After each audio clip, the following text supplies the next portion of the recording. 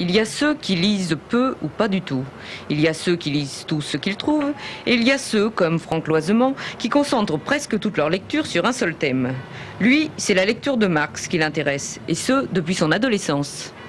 J'étais lycéen à une époque qui était un peu postérieure à mai 68, où il y avait une effervescence dans la jeunesse scolarisée qui était certainement plus vive que maintenant.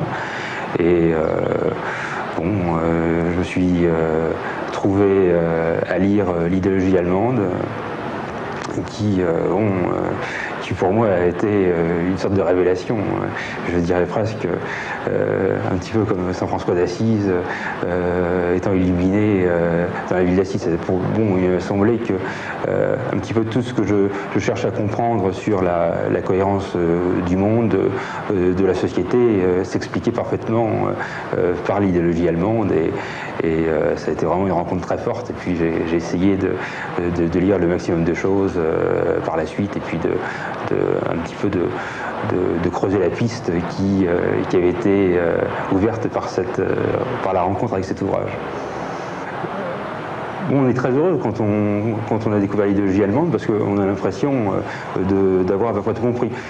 Bien souvent, on s'aperçoit un peu plus tard que les choses sont peut-être un peu plus compliquées, et qu'après tout, tout ça n'est pas des saintes écritures, et qu'il y a probablement quelques approximations,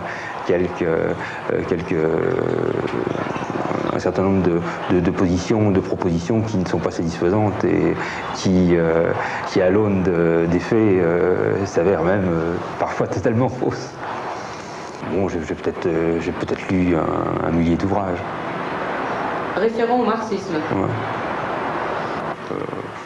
Il me semble que c'est tout à fait passionnant, et qu'il y a quelque chose qui relève presque de l'intrigue des romans policiers dans les ouvrages de Marx.